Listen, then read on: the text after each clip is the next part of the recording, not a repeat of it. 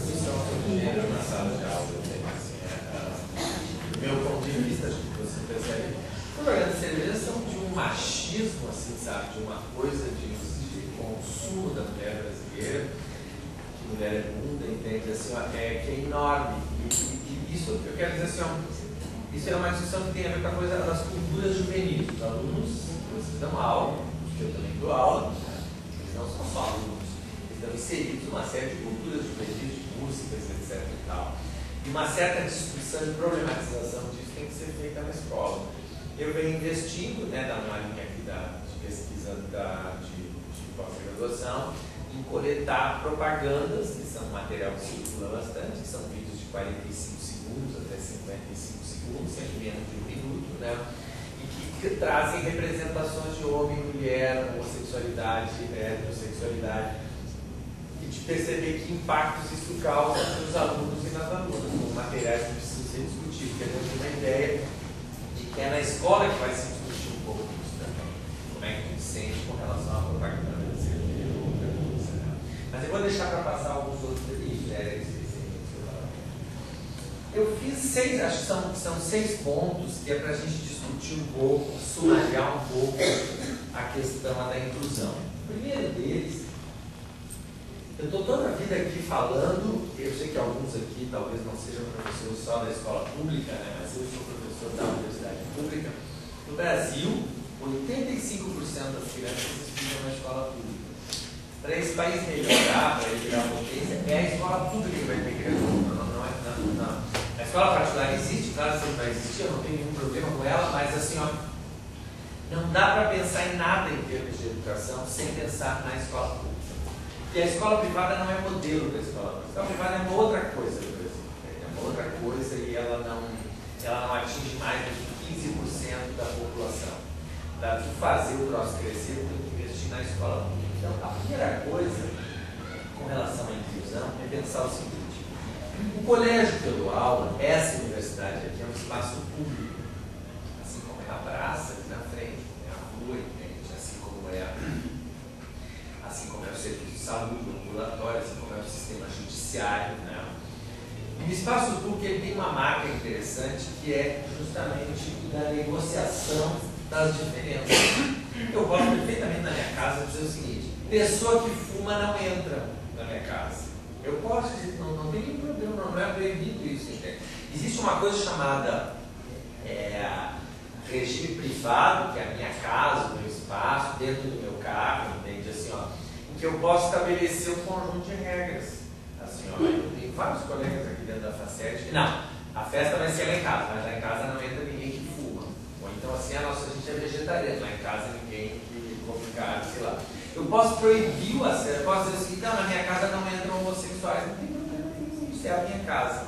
Agora, a escola é um espaço público, então necessariamente uma coisa que eu acho importante se discutir em termos de inclusão é que quando a criança bota o pé no colégio, muitas vezes no ensino fundamental, saindo da família, né, porque até agora quase tudo que ela viveu dentro da família, ela põe o pé num lugar que é espaço público. Isso traz uma série de complicações. A família tem uma tendência a querer regrar o espaço público do jeito como regra na família. Então, isso aí tem aparecido cada vez mais. Eu estou acompanhando 4 ou 5 casos aqui dentro que são na aula de educação física, que eu orientando de educação física no mestrado e no doutorado. Uma delas é o seguinte: a criança começa a estudar na primeira série, tem aula de educação física, no colégio do município de Porto Alegre. A educação física é dada para os meninos e meninas juntos, eles vão para o pátio, tem atividades, tem jogos, pega a mão, o menino pega a mão da menina. 3 semanas depois vem uma mãe que é evangélica e diz: não quero mais que a minha filha faça educação física. Lá em casa a gente não permite, entende, que isso aconteça, só com os irmãos. Essas são situações bem delicadas. O que vai fazer? A primeira tendência das escolas para não se incomodar é dizer: tá bom, então ela não faz. Pronto, é uma vez que enche o saco, já tem tanta coisa para fazer. 2 semanas depois, outras gurias que não tem nada de evangélica, são apenas preguiçosas. A minha mãe também não quer que eu faça educação física. Aí o guri mais gordinho, né? Eu também não quero fazer educação física. Aí quero procurar aqui e diz: olha, gente, a educação física é um componente curricular obrigatório, assim como a matemática, a língua portuguesa. E não tem essa de Mas a gente pode negociar, claro. A escola não deve ser autoritária. Não, o trabalho não tem que fazer. Agora, não é assim que a família chega na escola e não pode fazer isso, não. Eu vou dizer uma frase que eu sei que é forte, mas assim, ó, quando a mamãe e o papai entram dentro da escola, tem que dizer que isso aqui é espaço público, não tem que dizer como é que tu faz a tua família, porque não é família. Mas as professoras são as maiores culpadas que elas transformam o colégio em uma extensão da família. Olha, minha filhinha, vamos parar com essa palhaçada e tal. Eu odeio quando me chamam de tio, né? Eu não sou tio de ninguém, entende? Eu sou professor, sou um servidor público, é isso que eu vou ser até morrer, é isso que eu gosto de fazer. Então, assim, ó, quando a criança sai e ingressa na escola, ela de fato ingressa no espaço, como acompanhando uma outra escola do estado ali perto da Shopping Prédio, não, Shopping totalmente mentira de lá, assim, ó, que é um problema muito forte, assim, ó. A comunidade da Vila Cruzeiro do Sul, ela é uma comunidade que tem dois registros religiosos muito fortes, terreiros afro e igrejas pentecostais. E você sabe que são inimigos da televisão. Então, o que acontece? A professora tem o primeiro ano do ensino médio, dentro da sala de aula, meninas e meninos com guias e outros que têm crucifixo. E vem as mães e dizem que eu não quero que eles estudem juntos. Que vai dizer o que é um filho, isso aqui não é a tua casa. Isso aqui é um espaço público, isso é um lugar de convivência das crianças. Nós vamos ter que aprender a nos respeitar. Uma outra questão aqui do Julinho foi defendida agora uma tese muito interessante sobre a coisa de meninas que se beijam na sala de aula. Inclusive a tese mostrou que as meninas fazem isso muito mais no ensino médio para provocar os guris do que para a planificação lésbica. As professoras dizem, nossa, a turma 103 só tem lésbica. Não tem ninguém mais, né? Não vai ter ninguém que guri, ninguém vai poder namorar, porque são tudo lésbica. Não.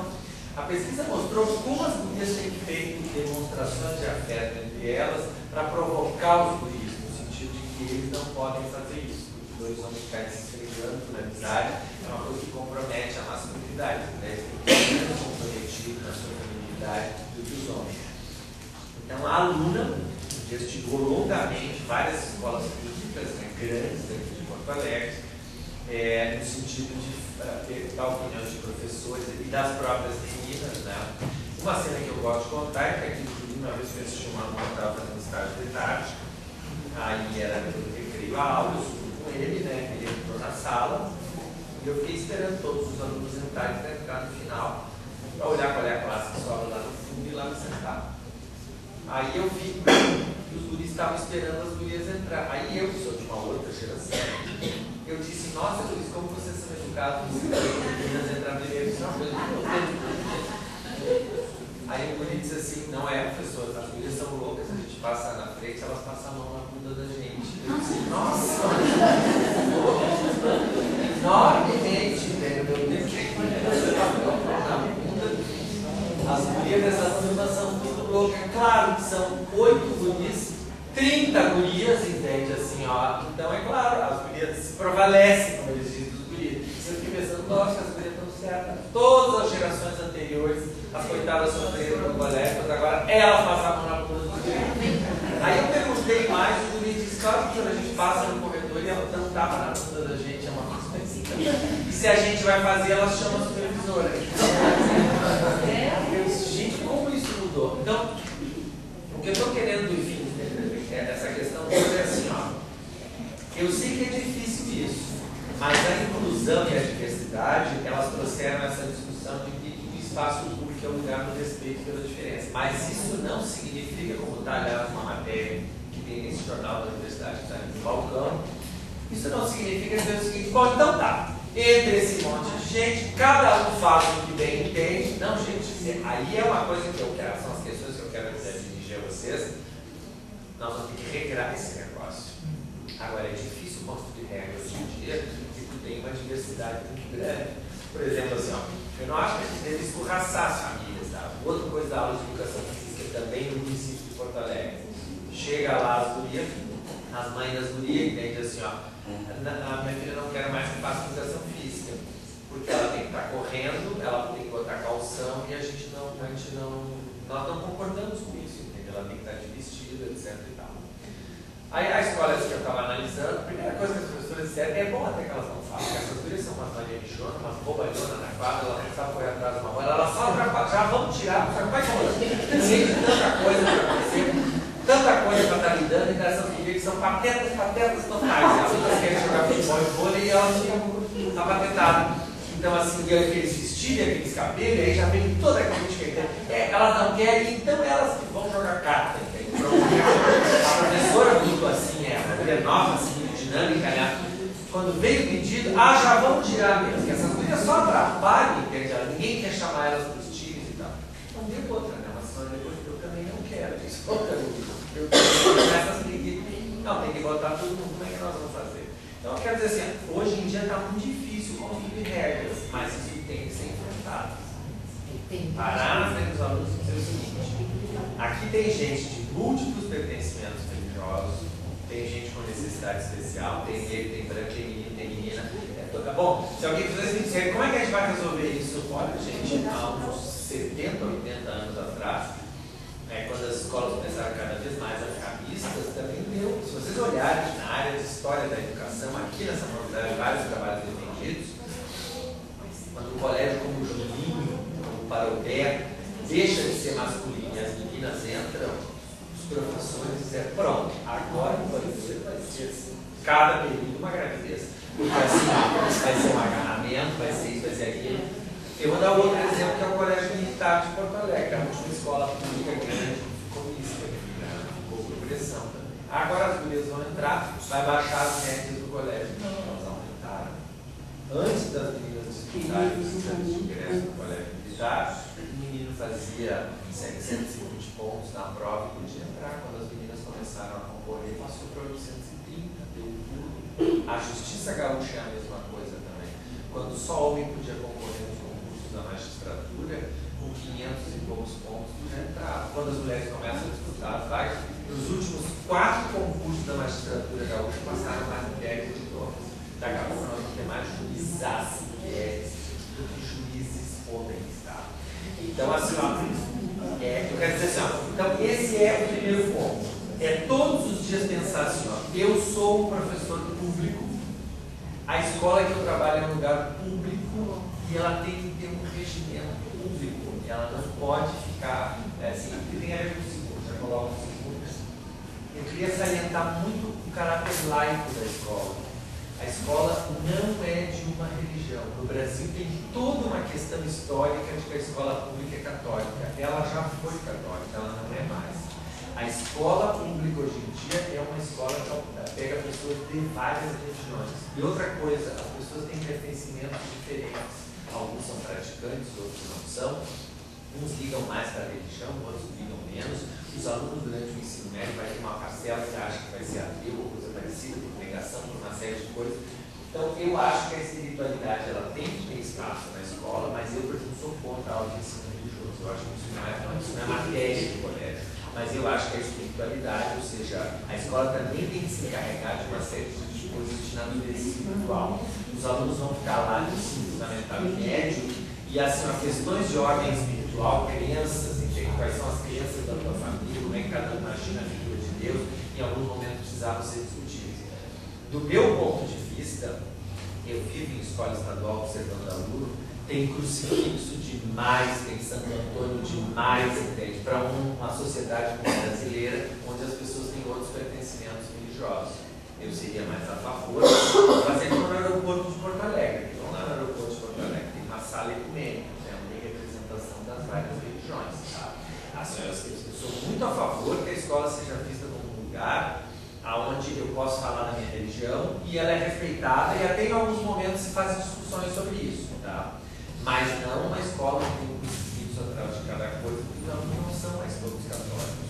E mesmo entre os católicos tem uma grande diversidade de pertencimentos.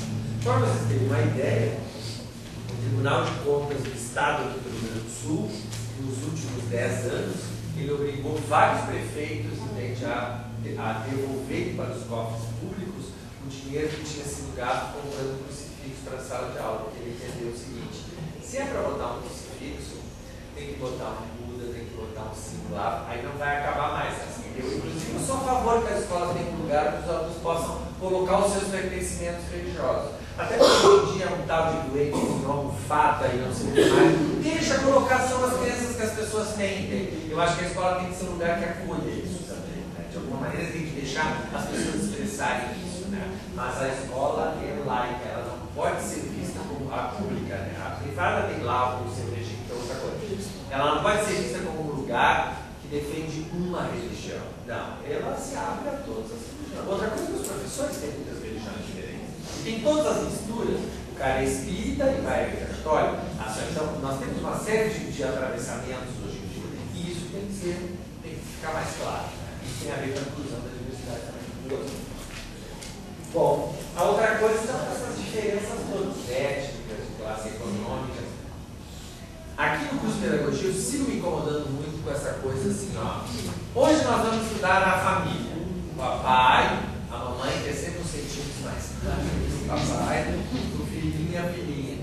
Eu tenho que perguntar assim, eu já cansei de ir em escola e dizer assim, ó, a senhora, professora, a sua família é assim, não é porque eu já separei do marido, então por que tu não alarga um pouco essa discussão, né? Eu estava vendo no município de São Leopoldo aqui numa discussão. Eles passaram a perguntar para as crianças quem é que cuida de ti. A escola tem que registrar lá quando a criança vem ensinando. Lá, quem são os teus cuidadores? Quem cuida de ti? Cuida de mim bastante. A minha avó, que fica comigo. Então, qual é o celular? Né? Todo mundo tem esse celular hoje em dia.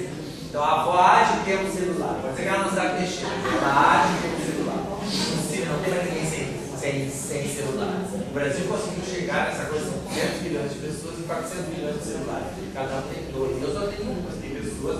Eu conheci uma aluna que tem dois celulares.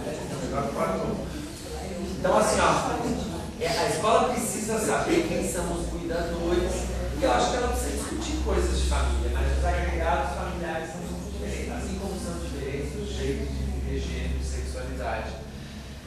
Essa é aquela história que está reproduzida num artigo aqui de um colega da Argentina, né?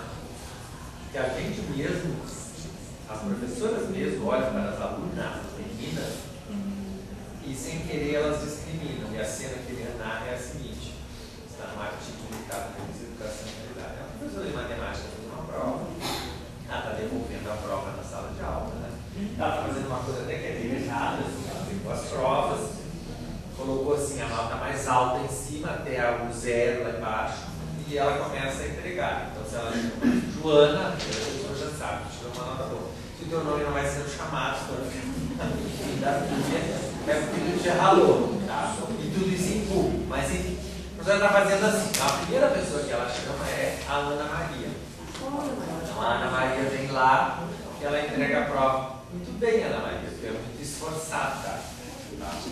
Aí ela vai chamando, o último que ela chama é o Gilberto, sei lá, o Gilberto tirou assim 0,2 na prova.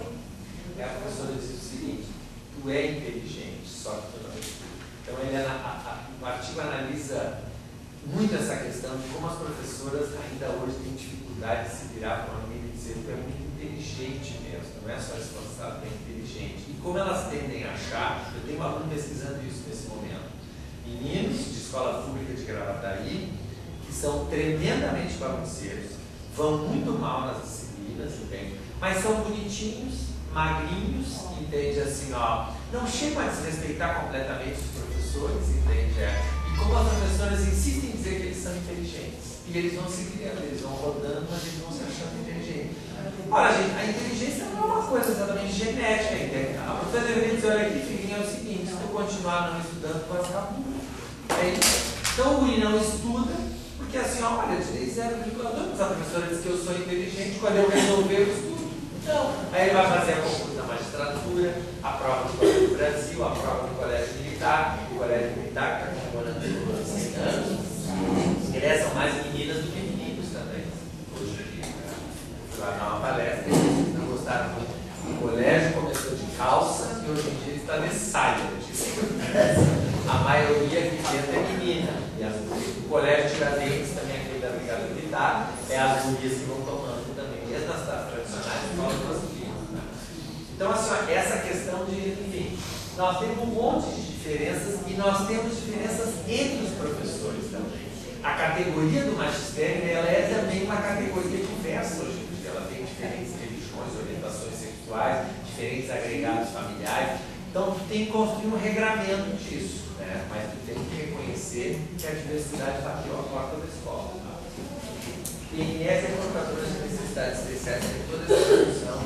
Cada vez mais, né, você sabe que a política pública oficial, cada vez mais é a eliminação da escola especial, a não ser para casos que a pessoa tem realmente graves, assim, restrições, e a transferência dos alunos para a escola regular, que é essa que todo mundo dá aula, certamente. Né? Claro que aí precisa ter um conjunto de recursos, mas eu sou a favor disso, eu acho que isso é bem mais interessante. Isso. O Colégio Plantar Ovos aqui é um colégio muito interessante nisso, tem muitos alunos surdos e muitos alunos cegos. Eu acho muito interessante olhar nas aulas como se desenvolvem solidariedades entre eles, né, com relação a essas coisas. A gente tem que participar disso. O outro é o seguinte: todo mundo é obrigado a trabalhar com os temas da diversidade, porque eu vou ter ali o que mais dá comunicação, que é a diversidade sexual. Eu acho que tem que discutir entre os professores isso. Eu admito que uma professora diga: olha, é o seguinte, eu não tenho condições de ficar discutindo sobre homofobia na sala de aula, porque eu venho de uma formação católica. Para mim, essas coisas de homossexualidade é coisa do demônio, coisa do pecado. Deus me livre o filho com aquela frase: eu tive o filho seja ladrão, porque ele seja viado, entende assim, ó. Então, eu acho que a escola ela também tem que ser sensível de dizer o seguinte: nós temos que trabalhar esses temas, mas nós temos que ver quem são as pessoas mais adequadas para isso. Tá? Então, a gente tem que ter mais reuniões produtivas nas escolas, percebendo o seguinte: olha aqui, ó, a fulana que tem uma possibilidade maior de trabalhar alguns temas ligados à sexualidade, nós vamos investir para que ela seja, então, a pessoa que na escola vai começar a trabalhar isso. No limite, todo mundo tem que entender um pouco, mas a gente tem que ser capaz, isso também tem a ver com o regime de trabalho, com uma série de outras coisas, a gente tem que ser capaz de ter pessoas que digamos assim, que deem conta do assunto. Mas eu reconheço que nem todo mundo é obrigado a fazer. Aqui na UFRGS é a mesma coisa. Assim, né? A gente tem que, princípio, fazer pesquisa, ensino e extensão, as três coisas. Eu estou fazendo aqui agora de manhã, por exemplo, o certificado que vai ser dado para mim lá, é uma atividade de extensão. Tem colegas que odeiam, só gostam da pesquisa, aqui, o que mais dá todo mundo a metida besta é o troço de fazer pesquisa. Como que dá mais dinheiro hoje em dia a extensão? Hoje em dia o troço, não esse curso, mas hoje em dia tem vastos programas de extensão que são pagos, então esse troço se equilibrou um pouco, a pesquisa tem menos dinheiro. A pesquisa hoje em dia dá título de nobreza, mas a bolsa é desse tamanhozinho. A extensão não é muito bem vista, mas tem enrolado uma grana aqui dentro para fazer isso, tem enorme. Então, o negócio. Agora, eu admito assim, bom, quem tem que fazer as três coisas, pesquisa, ensino e extensão, é a universidade. Mas tem gente que só quer fazer uma, tudo bem, eu não sou mais obrigado, sabe? Assim eu penso também com relação à interdisciplinaridade. Eu já fui de uma época de achar assim, ó, todos os professores vão ter que trabalhar isso. Não, gente, associa com quem tu acha melhor, quem está mais afim, faz uma atividade entre duas, três disciplinas. Tem colegas que não gostam, então deixa. Mas tem que existir na escola atividades interdisciplinares. O cara tem que perceber que uma coisa não é só da matemática, ela é também da história e da geografia. Que uma discussão não é só da biologia, ela também tem impacto na língua e na literatura. Né? E alguém tem que fazer isso. Mas, enfim, o outro. Quinto, bom, isso aqui é a tarefa que eu quero daqui a pouco. Na verdade, não está para casa, né? 11 horas, mas assim, ó. Pelo menos conversar um pouco, é o seguinte: isso não pode ser um blá blá blá, isso tem que estar nos documentos escolares. Assim, ó, eu acho que por vários motivos, na hora de fazer projeto crítico-pedagógico, regimento escolar, entende? Há uma tendência copiativa a copiar o que já está feito, entende? Aqui, inclusive, batem muito dizendo, pedindo para a gente, sobre as coisas de ganhar dinheiro, esse assunto já cansou de bater rede municipal aqui. Se você não quer escrever o regimento das escolas municipais, eu digo, você não pode escrever. Gente, eu não conheço, eu posso dar algumas diretrizes, eu acho que tem que ter isso, tem que ter aquilo, mas isso tem em qualquer lugar pela internet. Né? Então, eu acho que a gente tem que escrever isso nesses projetos. Por exemplo, assim, ó, o tema da sexualidade, ele está previsto nos temas transversais, tem uma vasta literatura hoje em dia, tem que escrever lá que a escola vai tratar. Quando as famílias vierem bater boca, que não era para falar isso, não era para falar aquilo, tem que dizer: olha, a senhora matriculou seu filho numa escola pública, né, onde esse tema está previsto. Inclusive, porque esse tema tem impacto na área da saúde, não é uma questão só que a gente fala, só não fala de sexo, só para secretaria. Não, a gente fala que isso tem impactos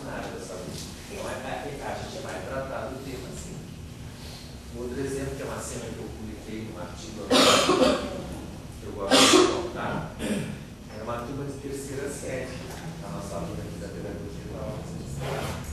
Temos um lá no fundo da aula, eu fui fazendo função, e ela caminhou até o fundo da aula para poder passar a regra, que é isso que a professora tem que fazer, o que está acontecendo? Quando ela chegou lá, o silêncio se fez, ela olhou no chão e tinha 3 ou 2 óperas, aquele absorvente que estava no chão. O que a aluna fez? Ela pegou, a gente até podia fazer como eu faço no artigo, uma brincadeira. Qual a melhor alternativa? Tentar fazer de conta que não ficar assim, ó, não olhar para baixo, não penso nada. Alternativa B. Olhar o negócio, que nojo, quem é que trouxe isso aqui para cá, fazer aquela grama total. Alternativa C. Pegar aquilo ali e perguntar quem é que trouxe ou mandar para a direção, etc. Aquela coisa. Vamos suspender como é que ela fez? Ela pegou, levou, trouxe aqui, voltou para frente da sala de aula. Ela me contando, a professora fez um silêncio na sala de aula, eu peguei o negócio no chão e trouxe aqui na frente. Aí assim, tudo no improviso, que é uma profissão do magistério, ela tem muito isso aqui, vocês estão quietinhos, as salas de aula não são assim, né? Elas são uma A, B, C, D, E, né? Assim, ó, então, ela levou lá para frente, levantou e disse: quem sabe o que é isso aqui, levante o braço. Só metade da turma levantou o braço. A outra metade não levantou. Aí ela explicou o que era, olha, isso aqui é um absorvente. E ela usou 2 palavras que foram pinto e perereca, que ela já tinha visto, que a professora não é nenhuma matéria, ela já tinha visto que os alunos usavam essas expressões. Aliás, eu sempre no banheiro escolar, que a gente descobre em seguinte quando fora palavreado. Então, assim, ó, ela explicou, ela disse: olha, eu expliquei, eu explicava em silêncio, eu coloquei sobre a mesa, o assunto morreu e a aula continuou. Tá? No final, quando bateu, ela disse: eu observei que os alunos estavam me olhando para ver o que ela vai fazer. Ela vai levar isso embora, vai jogar no chão, ela vai levar para a diretora. Né? Aí ela disse assim: eu percebi que eles estavam olhando, né? Aí eu peguei para levar. Né? E aí o aluno mais atrevidinho: a senhora vai usar? E ela disse: não, porque vou levar. Bom, 24 horas depois, tá? A 1 da tarde, foi do da tarde, que aconteceu, 2 mães apareceram na escola. A minha filha chegou em casa, porque assim, isso é setembro. A minha filha chegou em casa falando em pinto e bereré. Aí ele acaba assim. E a gente, uma colega daqui, nós vamos discutir na escola. Mas a mais interessante que eu quero contar para vocês, é por isso que eu estou estacionando mais nesse negócio do regimento escolar, é o seguinte. A escola tinha escrito no seu regimento escolar que um dos temas transversais do projeto era a educação sexual. E a segunda questão é muito interessante, é que a supervisora, que é uma mulher bem certinha, supervisora dessa escola, orientadora, supervisora, tem que ter mais nas escolas. Ela disse: as mães vieram, deu uma discussão, né? Elas queriam falar com a professora, que as mães têm um pouco de falar com a professora. Para isso, a orientadora, esse cara quer falar com a professora, isso não é a cara da professora, porque tem organização. Aqui na USP, qualquer coisa, quero falar com o reitor. Quero falar com o reitor. Primeiro para falar comigo, que sou da comissão tal, quero falar com o reitor. Todo mundo quer falar com o reitor. O reitor tem outras coisas para fazer. Assim, ó. Mas assim, ó.